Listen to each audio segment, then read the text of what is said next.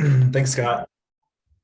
I'll just ask for a little bit of understanding. I'm on the tail end of like the worst cold I've had in a couple years. So to keep a cough down, I might pop in some lozenges because I've drank too much water today. It's becoming disruptive.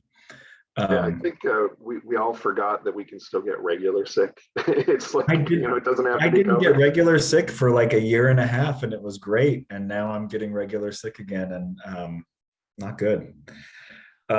So we're going to keep talking about we've been working off of the it's called the power and control wheel, and it has to do with domestic violence. So I think we've done two previous episodes on this. If you're joining us and you haven't been around for the other two, you might want to go back and catch the other two. I'm just going to reiterate a statement I made in last time's webinar, because I think it's important to drive this point home. When it comes to domestic violence is violent. Um, not everything unfortunate or uncomfortable or mean that happens between domestic partners is domestic violence.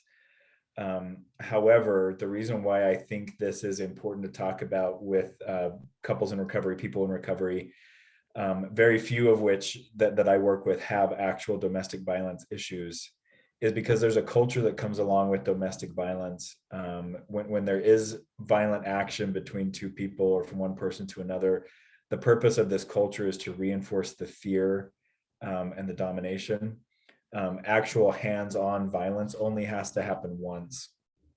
And the rest of the stuff we talk about is to reinforce the fear.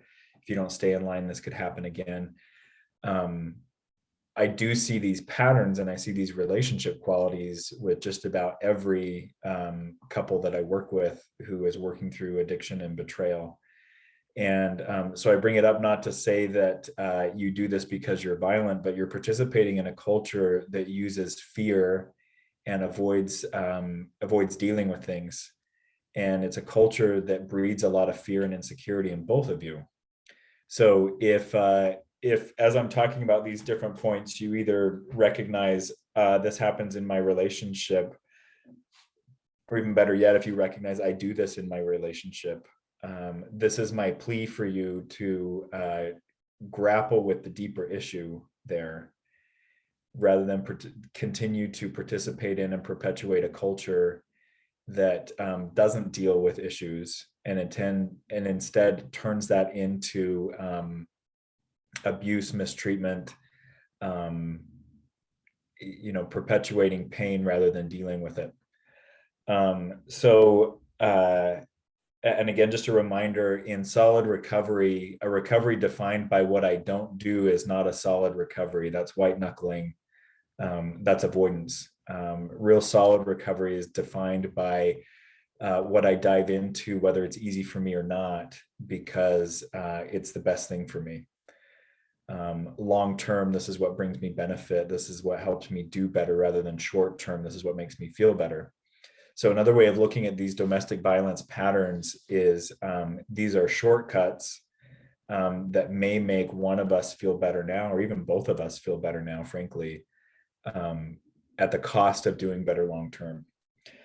So that's the preamble. You'll hear something like that every time we talk about these issues, and for good reason, because I want to drive it home that there's really no justification for these dynamics existing in a relationship.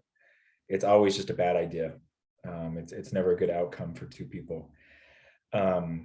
So, and again, that question to think about, if I'm engaging, a lot of times the defense I'll hear when one or both parties bring up this whole abuse or control thing, well, I'm a good person, I wouldn't do that.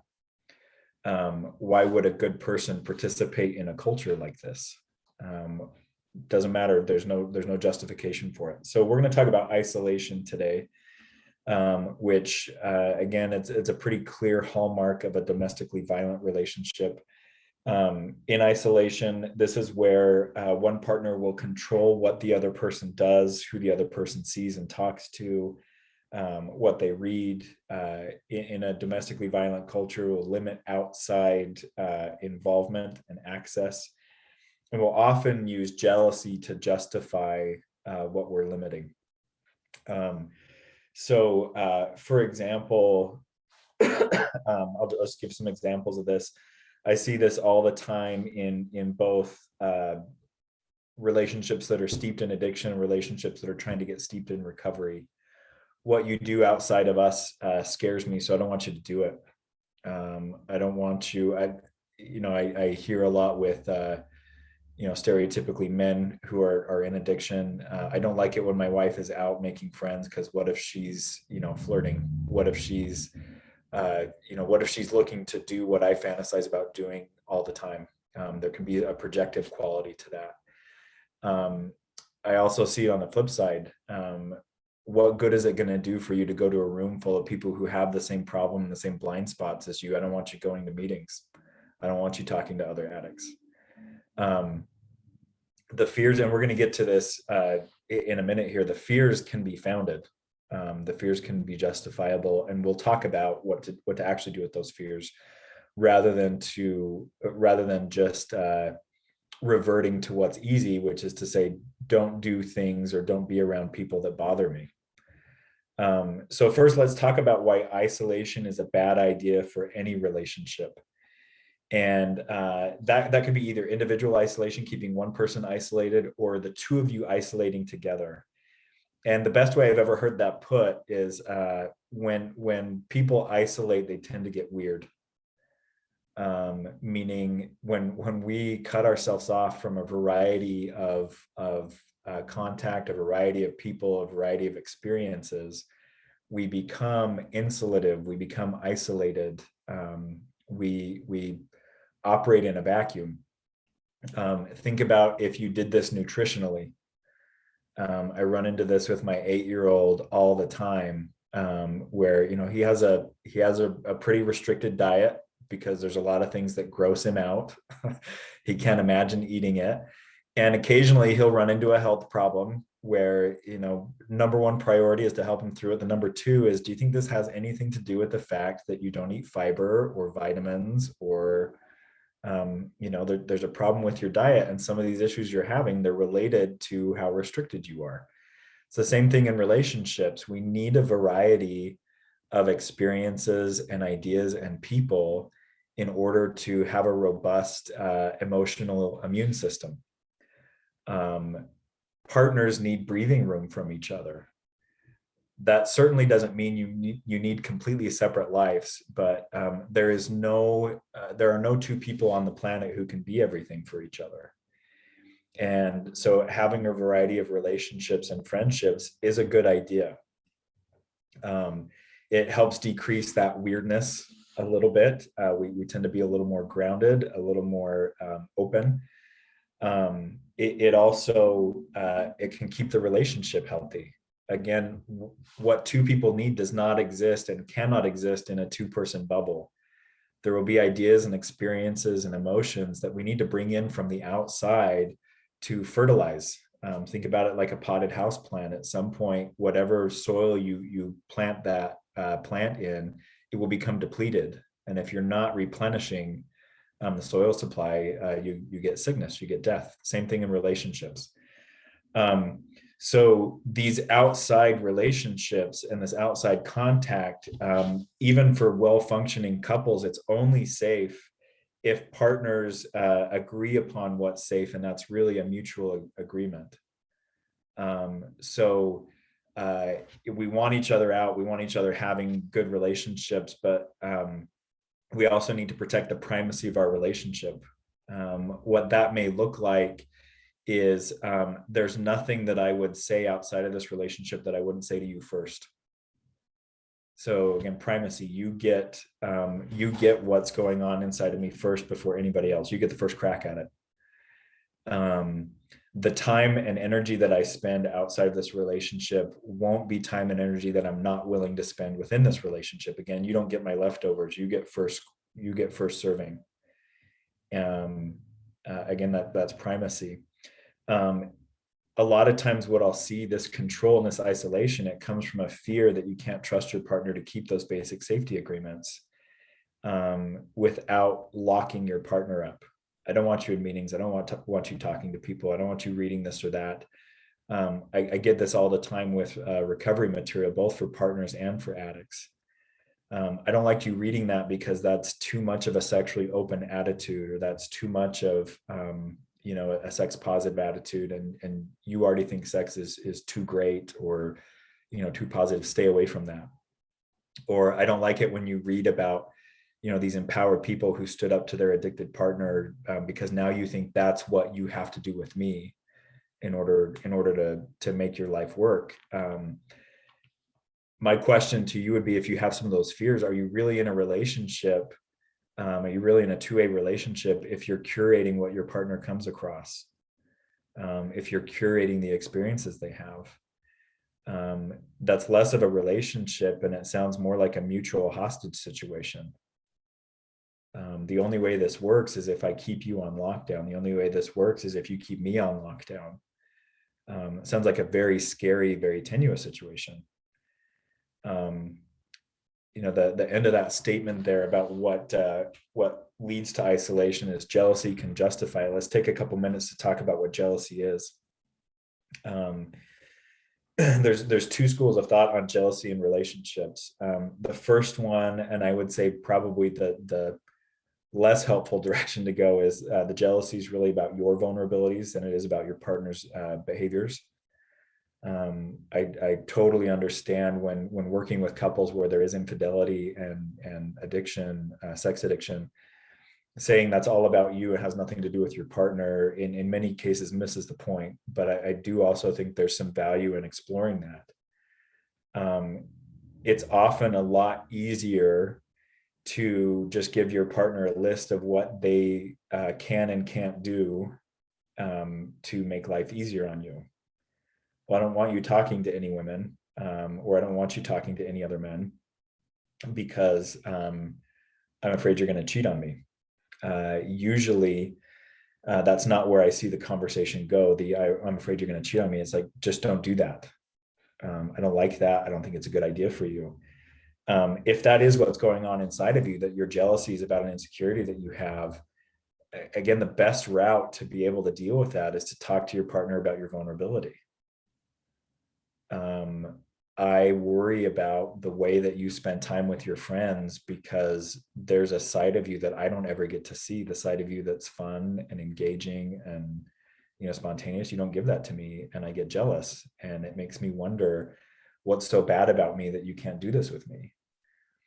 The more you expose your vulnerabilities and your triggers to your partner, the more of a chance they have at responding to them empathetically.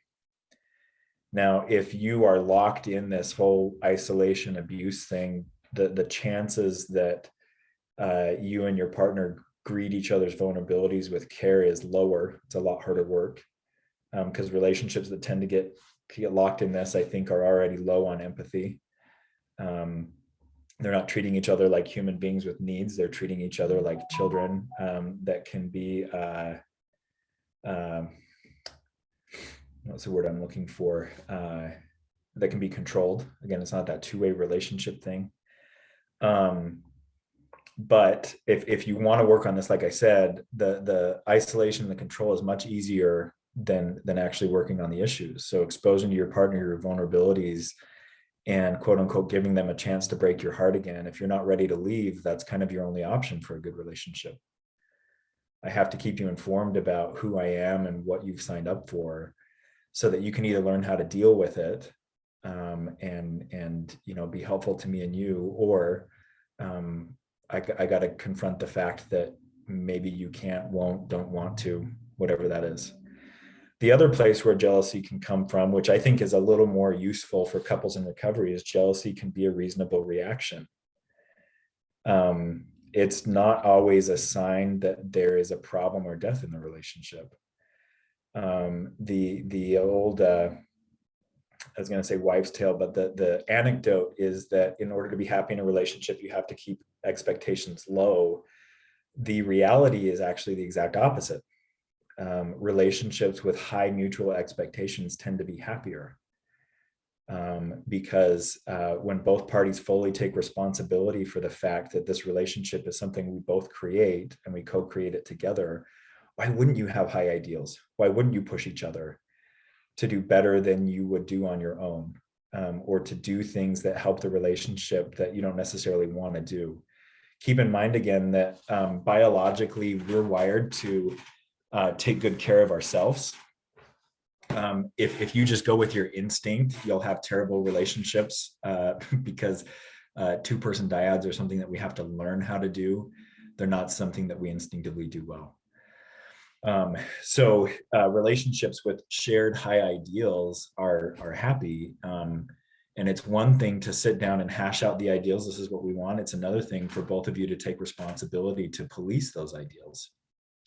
Hey, we said we weren't going to talk to each other with disrespect. You need to knock that off right now. We said we weren't going to have relationships that threatened each other. And the way you spend time with this coworker of the opposite sex makes me feel threatened. I need you to stop. Those kind of frank conversations about what the lines are that we set up to make our relationship safe, they do need to be dealt with. And sometimes your jealousy comes from those kind of breaches. Again, there's a whole lot of work that goes into that. It's not an easy thing. You have to sit down and actually hash out, what are our ideals? Why is this a good idea for both of us? And are we really bought in? That's the easy part. The second part and the harder part is saying, all right, now that we both agree on this, we're both responsible for policing it. So if I throw a flag on the play of something you're doing and say, hey, this breaks an agreement we had, that's hard for me to do. It can also be hard for you to stop in your tracks and give the correct answer. You're right, I'll stop. We did agree on that. That's not what we're about. So again, it's the same track as what we talked about before in enforcing those agreements with each other. You are exposing some vulnerability. You're giving your partner a chance to see a wound in you. And that's the only way that they can become more sensitive to you, if they're going to do it, is when you're hurting, you have to squawk. When you don't like what's going on and you've talked about it ahead of time, you can't take these agreements for granted and say, well, it should have gone without saying. If it's happening in your relationship or could happen in your relationship, it has to be said. It has to be spoken of. So that's the path to a relationship that actually deals with jealousy before it becomes resentment, is exposing the wounds, exposing the vulnerability. And it's a change in the culture. Again, think about that controlling. That's about no vulnerability, no exposure. I'll just make this the way that I want. I'll make you fall in line with me, rather than showing you it hurts me when you do this. It hurts me, or it makes me afraid, and we've got to deal with that. So if you want a shot at being able to deal with this in your relationship, the jealousy issues, the isolation issues, the hard thing to do is to have the conversations where you hash out your mutually agreed upon principles, the things that both of you can say hell yes to. Yes, I really want that, and I'm willing to do what's uncomfortable to hold that line, because the benefits I see from that, or the self-respect I get from that, is far more beneficial than either of us just being able to wing it and do whatever we want. So that's isolation. That's dealing with jealousy in a relationship, and we'll do some Q&A now, I guess. Thank you, Jon. I just wanted to bring up the power and control will. Everybody, you can Google this. We're sort of in this third, it's not a quadrant, since this is, what is it when it's eighths instead of fourths? It's not a quadrant, it's something. Anywhere. It's a hemi-quadrant. A hemi-quadrant, thank you. We're in the third hemi-quadrant. I don't know if you made that up or if that's a real world. I'm going to look it up at the end of this. I'm guessing it's a real world. That's probably not what it means, but I mean, it's reasonable. It might be that. So anyway, yeah, we're there. I like it. It sounds accurate. I like what you said about when we cut ourselves off, we get weird. And that really just like, but ding, ding, ding, ding, ding for me. It reminds me of me and my active addiction. My world was very, very small. I was sort of emotionally and socially cut off, and I got weird. And early in recovery, somebody, told me my head was a bad neighborhood and I shouldn't go there alone. And they were right. And I learned that I especially shouldn't go there alone at night, because that's when I was really likely to, act on the insanity of the weirdness. And it all made sense to me. You know, I had 100 reasons why this is not weird, but reality checking with other people. Oh, it's weird. So you're saying that individuals get that way, which I think we all know, but couples can get that way too. They can just become a weird yeah. couple. Yeah, even so Stan Tatkin talks a lot about this for therapists assessing the quality of a couple friends. Because if all of your friends are quote unquote bad relationships or not healthy relationships, that's also isolative. We tend to be, you know, a summation of the people we surround ourselves with. So even couples who get isolated and there's not variety or there's not change even in their couple friendship or that circle, that's isolative, and those couples tend to get weird. Yeah. Yeah. And, you know, when we're teaching like single guys in recovery how to date, and we come up with a dating plan, one of the things we say is, you know, does the person you're dating have friends of their own? And does the person you're dating want you to meet their friends, and vice versa? Yeah. You know, like that's a healthy sign. If it's not if they don't want you to meet their friends, or they don't have friends, or you don't have friends, you know, it's not going to be healthy. Yeah. You know, so we need a bigger circle than just us. You said isolation and control come from a fear of a loss of privacy, basically. And I love that. But what is the difference between enforcing isolation and setting healthy boundaries? I mean, it feels like there's a fine line there. Yeah. So for any coupleship, there's a difference between individual boundaries, which an individual boundary is whether you're bought into this or not, I'll make it happen. So if I have a boundary around I need to attend 3 meetings a week, whether or not you are going to, you know, make sure responsibilities at home are covered for me to do that or not, at the end of the day, I'll make it happen. And if that means that I am, you know, up at 4 a.m. before there's family responsibilities, I can make my 3 meetings a week.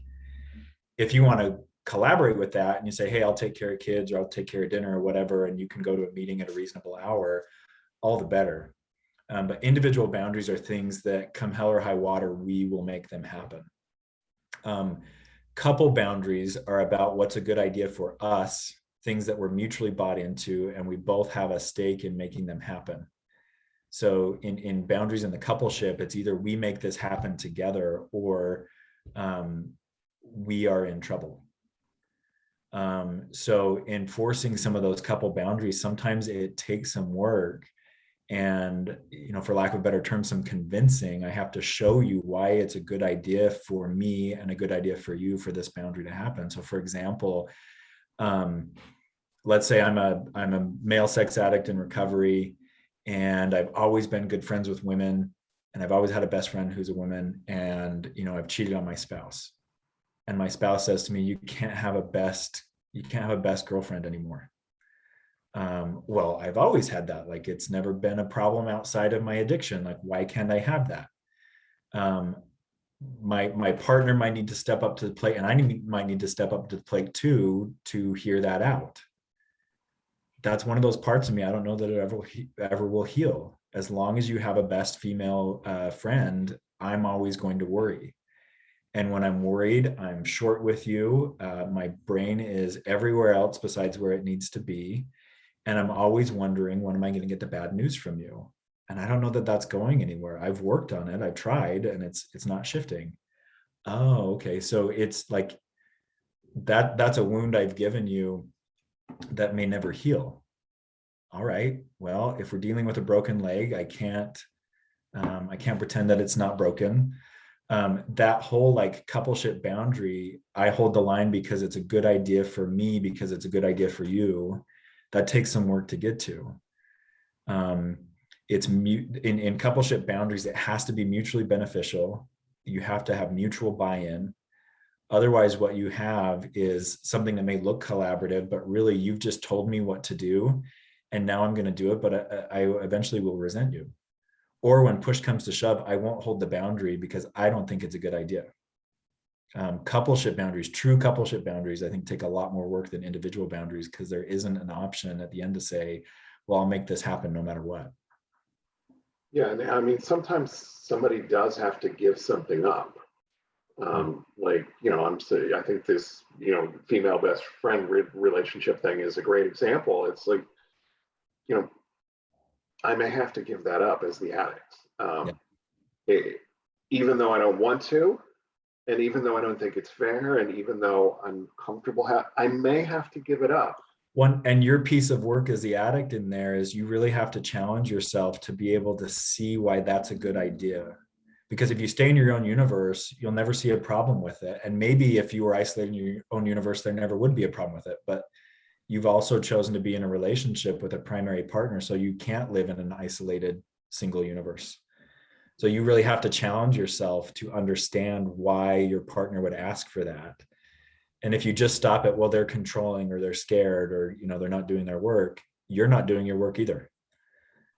There are valid reasons why people want what they want. And if you can't see it through your partner's lens, you're not doing your work yet. Yeah, and I mean, it feels controlling to me if I can't see it through my partner's lens. So there's Right. that empathy piece that has to be there. Yep. And I see this a lot with like jobs, like travel jobs, especially like guys who act out when they travel for work, and their wife wants them to give up the job, and like, but I make a lot of money, and I'm like, do you want the job or do you want your relationship? Because you might have to pick here. Yeah. You know, so yeah. I have more questions, but we got some in the Q&A, so I'm Okay. going to shut up and we'll go to the Q&A. How do you excuse me, how do you break the pattern by yourself? How do you get another person to cooperate to even have a conversation if that person is in their disloyalty bias? You don't get them to do the only thing that you can do. So in the absence of the ability to create a boundary as a coupleship, again, where you both are bought into this, you both say it's a good idea, you only have individual boundaries. And what keeping your individual boundaries does is it creates pain for your partner. And that's not the end purpose in having an individual boundary. It's not to punish it, but it will create pain. The end purpose in that is, unfortunately, the way that we're wired as human beings, if we're lacking motivation or we're lacking focus of our own accord, pain is the best thing to bring that up. So the way you break the pattern by yourself is you set an individual boundary that guarantees your safety, and you enforce that, even if your partner doesn't like it, even if they say, this makes me want to leave. Again, when we're in individual boundary territory, sometimes that is the outcome is we may create a relationship that's intolerable for our partner. And so this whole, like, if I have to strike out on my own, one of the reasons why that's hard in operation for a lot of people to do is because I think it does require a willingness to put the relationship on the line, which I don't think a healthy person necessarily says, oh, I can put any relationship on the line, it'll be fine. We all struggle with that. When push comes to shove, if my relationship might be affected, that's a huge gut check. But like, to this question, if you're at a point, how do I break this pattern by myself? You have to become willing to create some pain by saying, I don't know that I could continue in this relationship, or I won't continue in this relationship if you keep doing what you're doing. So maybe I would say, John, I'm really uncomfortable when I see you chit-chatting and having fun with your female bestie. And I feel second fiddle when that's happening on, and it kicks in my jealousy and my fear that you don't love me, and I don't feel safe. And if you can't sort of break that relationship off, I don't know that I'll ever feel safe, and I may decide to walk away. And that's a boundary about me, not Yeah. you. We always want our boundaries to be about us or our relationship mutually agreed upon. Yeah. But I am kind of throwing the ball in your court and kind of making an ultimatum too, which was going to feel really unfair to you, probably, at least initially. Yeah. I don't know why I do know why this story is coming up. It's not necessarily about this kind of relationship, but it's the same principle. I was part of an organization, and we had a theme song that we would sing at our meetings together. And the tune of it was I think it was one of Mozart's pieces. which is a really, great piece of music. And there was an elderly, I think she was Polish woman who was part of this organization. And the first time she came to a meeting and we sang this, this hymn, this theme song, she started crying. And she came to the leader of the organization and she said, that is the tune, like that tune was very popular among German soldiers when they occupied my homeland as a little girl. She said, I can't listen to this. And as a newcomer, she lobbied that the tune be changed. And that tune had been the tune for a really, really long time. And she said it to the point like, I won't come to the first part of the meeting, or I might consider not coming to the meeting at all. And it's not because she thought everybody was, Nazi sympathizers. It was, there's this trigger and I can't get over it. I can't work through it. That's always going to be painful for me. And we opted as an organization to change the hymn, to change the tune. And so it's that principle again, everybody has deal breakers and everybody has things that they can't get over. And if you're living in a relationship where you think the best shot we have at a good relationship is we get over our crap and we don't have any impediments in the way, you're living in fantasy land. Everyone's going to have impediments. Everybody's going to have stuff. And what makes a good relationship is that you're willing to negotiate that together instead of saying to your partner, tough luck, get over it. And you're willing to give, I love the word primacy. You're willing to give primacy to the relationship.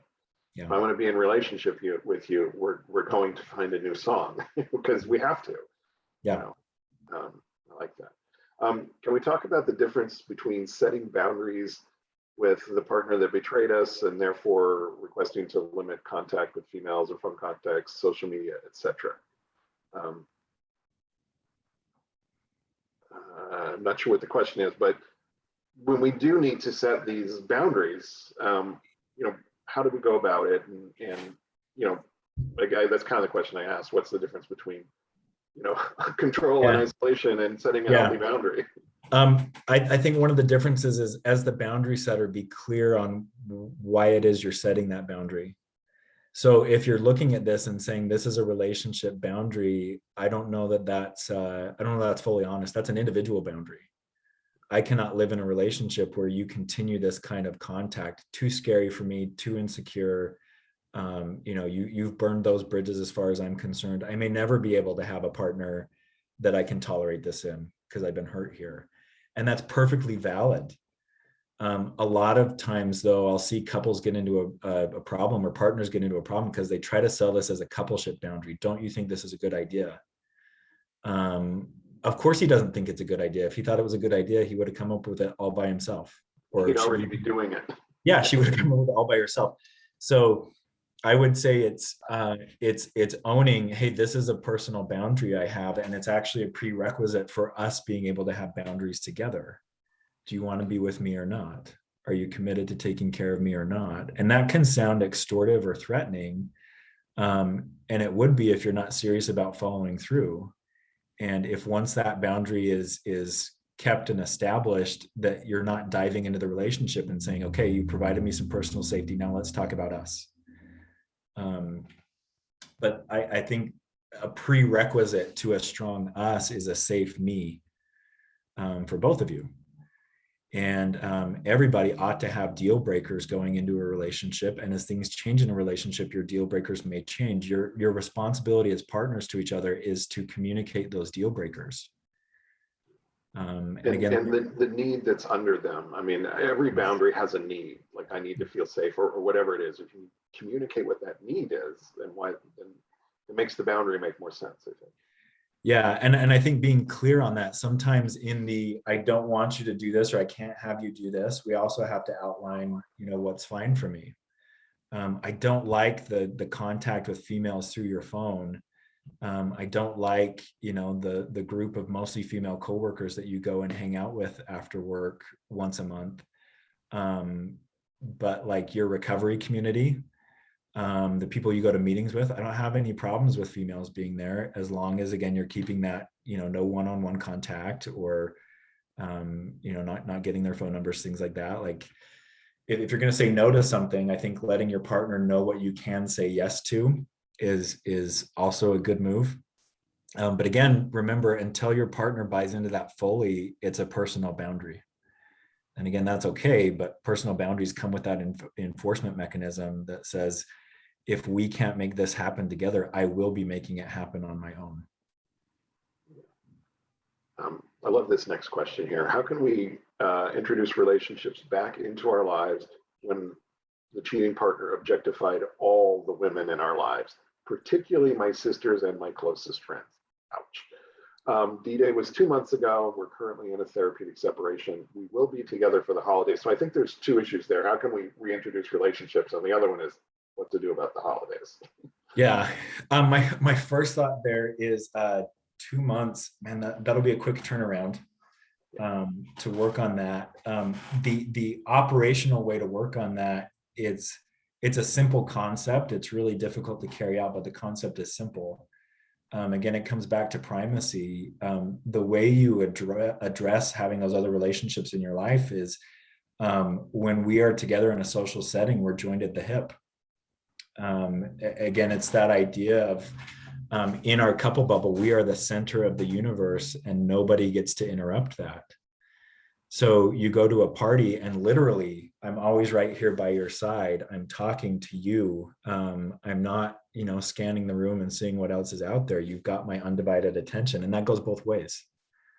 A lot of couples that I work with, well, won't that look weird? And I'll say, well, it might look weird, but the couples who want a healthy relationship will look at that and say, that's so awesome. Like, they're here among us, but they're in their own little world. There's where some safety and some security comes from. So if that's an arrangement, an agreement you guys can agree to and hold each other accountable on, that can go a long way in rebuilding some of that trust. It may, with again, 2 months since D-Day, that's not a lot of time to build a track record. And with the holidays coming up, you guys might have to adjust some of your holiday plans for the sake of your recovery and protecting your relationship. It may be some of these family things where, we're not quite sure how safe it's going to be or how solid you're going to be. Maybe we don't go to those together. Maybe we forego that this holiday season. Maybe I spend time with my sisters and my friends because that's good for me, but maybe that's not a part of my life I'm ready to have you back in. And again, that may start as an individual relationship. I think with some talking through the vulnerabilities and on the addicted partner's part, working to understand why that might be wounding, it can be an opportunity to take care of vulnerabilities. It can become a coupleship boundary. I wouldn't want to be there in a social setting where you feel like you have to monitor me the whole time. That doesn't sound fair. That doesn't even sound fun for me. I don't want to go and be babysat. This isn't a good idea for us. We're not there yet. Doesn't sound fun for you either if you have to babysit me. Yeah. But again, that may start as an individual boundary, and then, through the sharing of vulnerabilities and hurts, you may be able to turn it into, we both think this is a good idea and we both have a plan that we can stick to. Yeah. I'm just, I can't imagine going through the holidays just 2 months after D-Day. Really tough. Yeah. So yeah, boundaries. And I'll just say that's a very common casualty of early recovery is you're going to have at least a couple of holiday seasons that are, for lack of a better word, they're going to be ruined. Because it'll be hard to have it be business as usual. Okay, how can I determine if my sex addict husband has the buy-in to be committed to our marriage long term? At what point in his addiction can I determine if he is in this to heal just himself or the relationship as well? I think that's a really good question right there. There's more to this, but let's put a pin in that one. Yeah. He has been honest recently and outlined that I asked him today whether or not he would stay in this marriage. He would say no, but on the advice of his CSAT, he will make a more firm decision after a year of therapy. I'm going to put a pin in that. I'm conflicted on this. It is very hard for me to move forward, not knowing if we have a common goal. We can put a pin in that. He says he will do the process and decide, am I putting the cart before the horse? How do I function living with a sex addict with this attitude on whether he is not sure he wants this marriage? It fills me with so much fear and sometimes prevents me from being fully vulnerable. I'm afraid he will hurt me again by leaving in a year. All yours, Jon. So my overall impression, and I don't know if we'll get to all of those pins, but the overall impression is this is like a marriage vow with a divorce decree built into it. I promise to love and cherish you until I don't want to anymore. Lots of insecurity there. I do think that it's nigh impossible, especially at the beginning of recovery, to say I know exactly what I'm going to want in a year, and I know I'm going to be happy with you. Because for both of you, a lot of things are going to change for you in your relationship and in yourselves. I do think, though, it's really, really rough, and I would say, borderline cruel to say I don't know how I'm going to feel about you. I think at the very minimum, and I'm going to be doing everything in my power to make sure our relationship has a fighting chance for the next year, and then I'm going to reevaluate. That should be on the table for both of you. There is so much trauma and disorientation that happens around discovery. For both of you to say I'm in this no matter what might be a little naive. I can see why people do it, because that idea of this relationship won't survive, it's really scary. Most people want to avoid being alone at all costs. Totally understandable human tendency. So the commitment may not be able to be honestly given by both of you to say, I'm in this relationship no matter what. Saying, I'm willing to do anything that I possibly can to restore and repair and recommit. I do think that's in everybody's power. I would say if you're an addicted person or even a partner in this situation, and honestly, you don't know that you could honestly say, I'll do everything in my power, the kind thing would be to say, we need to stop. But to string somebody along and say, oh, you'll be auditioning for me for the next year, I think that's cruel. But we'll do everything in our power to give this a good shot to produce a relationship over this next year that we'll both want to say yes to. I don't think that's a commitment that's out of bounds. Yeah, I agree completely. The commitment should be, I'm going to do everything I can to work on this to make this something we both want. Now, the first pin that I had, at what point in his addiction can I determine if he's in this to heal just himself or the relationship as well? He damn well better be in this to heal himself. Yeah. Because if he's not, it's not going to happen. And if he doesn't heal, the relationship won't heal. So you want him to be in this for himself. You also want him to be in it for the relationship. I get that, but addicts, do it for you. If you're not doing it for you, you're not going to do it. Addicted persons and traumatized persons have a hard time with complexity.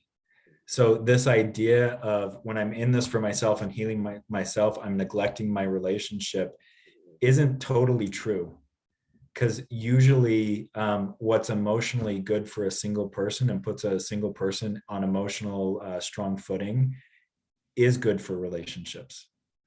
It does strengthen the relationship. The ability to say I'm focused on my relationship, that complexity, that ability to handle that complexity, that comes with time and sobriety. But most of the time, I would say if people are doing what is good for themselves, really good for themselves in recovery, they're automatically getting some healthier relationships. That doesn't necessarily mean the relationship feels better, because sometimes what comes with that is honesty. I've always told you that I love your family and can be around them no matter what. I actually can't. They drive me crazy. That's hard to deal with, but it's easier to deal with than the lie of I'm fine with this, everything's okay. Or, I've always told you that I love being a parent. It actually, I'm depleted every time I'm a parent. I'm not doing well with this. Again, hard to deal with on the front end, but if it's the truth, it's much easier than a lie.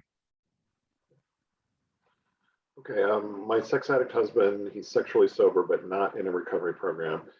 Can't seem to really respect my concerns about his hanging out alone with female work colleagues, prioritizing his job over me, not making time for a relationship, generally not putting our relationship first. I feel like our perspectives on healthy relationship respect and boundaries are so far apart because his bar for relationship respect has always been so low. Any guidance? Yeah, this is the difference between a one person and a two-person system. Most people, I would say, have a very clear idea of I mean, most people very clearly live in a one-person system. I do what's good for me, I do what's easiest for me. In a two-person system, we do what's right, even when what's right is the hardest thing. So what I would say is this doesn't come like this doesn't sound because the research on what makes good relationships is actually pretty clear, and it kind of coalesces around some principles. There's not necessarily a wide difference in opinion on the principles that need to be in a relationship for it to be good. Things like we've negotiated autonomy, we have similar needs, we have similar principles and values. We agree to keep each other first. Those things are pretty universal, not just in the like English research, but like globally. Principles that people live by and aspire to in good relationships are pretty similar. So if there's a big difference in what a healthy relationship is, you're either looking at two one-person system views and you're arguing out which one of your one-person system views of relationship is best, or you're looking at somebody's one-person oriented and somebody's two-person oriented. Stan Tatkin's book, Wired for Love, is really good at outlining what those, tried and true universal principles of healthy relationship are. And the whether you like it or not, what most people run into in their relationship difficulties is there's parts of being in a real two-person system that are difficult for everybody. And we either choose to follow our commitment to the relationship and surrender some personal comfort in order to grow and do the right thing for the relationship. Or what we really mean is, I don't want a two-person relationship. I want what I want. And I'm not interested in working at something that works for the two of us. And some people choose that, and some people choose it for good reason. I mean, sometimes you can be burned by your previous relationship experiences and you don't want to give that a lot of effort. There's no judgment here on that. But on that question, I'd say that probably comes down to a misunderstanding of what a real two-person system is. And getting educated on that can help. I think you're muted, Scott. I am muted. This is from the chat feature here. Can you please elaborate a little bit more on primacy? What about vis-a-vis a demanding job or boss? And what about vis-a-vis kids, especially teens? And then it says, so much triangulation by the addict, ... Yeah. So primacy, there is no asterisk by it unless you have a demanding boss, or, unless you don't have little kids. Even when you have little kids, when any third party or third is allowed to breach the couple bubble without that couple's consent, you are going to have issues around primacy. Now, it's one thing for both of you to determine with the kids, hey, we've got a difficult kid and they're going to need some individual attention. And when they act up, we've agreed the best thing to do is for one of us to go and handle that. So one of us handles it directly, the other one has the other person's back. We still have primacy going on. We've set a priority together. It's when unilaterally one person pursues a priority that the relationship has not agreed on is our priority. Primacy is that feeling of, again, we're in the foxhole together. We don't fight each other in the foxhole. We don't bring other people into the foxhole. It's you and me at the center of the universe, and anything that impacts us or that we deal with together, we agree to deal with it together. Nobody gets to bring anything in unilaterally. So even with parenting preferences or parenting approaches, we don't say, yeah, we'll do what you want, or we always do what you want because, I don't have a strong opinion. You have to really be bought in together on how you're going to handle kids.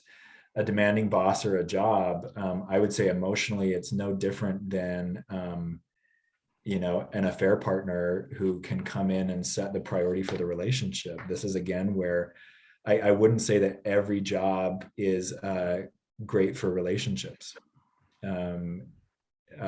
Depending on how brazen your boss or demanding your boss might be, They may really compete head to head with your relationship. And that's what the two of you have to decide. Is that distraction worth it to us? Do we need to find another arrangement? So sometimes we have, we call them structural problems.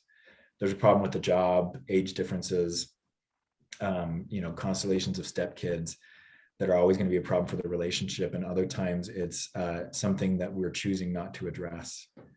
I run into this all the time with couples. Well, my boss needs to be able to reach me around the clock.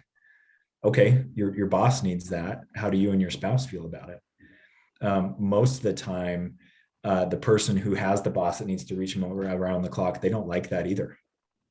And my question to those couples is, why are the two of you not taking control of your universe and deciding who's going to have power in it and who's not? And it may mean picking another job, picking another boss. I'm single, but my life gets primacy, and I have had a demanding boss who called me at all hours of the day and night and weekends and everything. And I set boundaries, knowing that it might cost me my job, because I had to choose between having a life or having that job.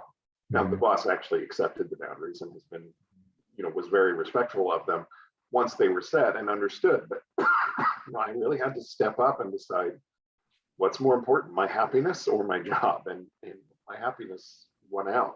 And I'm glad that it did. And I think a relationship is the same way. We have to decide what's more important, our happiness, our relationship, or my demanding boss. The boss might lose. Yeah. Which is scary financially. I get it. But yeah, and you said something else. We have, this is Dr. Rob and I put this together years ago, and it's posted on our website if anybody wants it. We call it a respectful conflict agreement. It's like when you're struggling to agree, and the first thing on it is we agree that we're allies, we're on the same team. Yeah. We're going to fight the problem, not each other. We'll identify the problem and we'll attack the problem, but we're in the foxhole together. We're on the same team.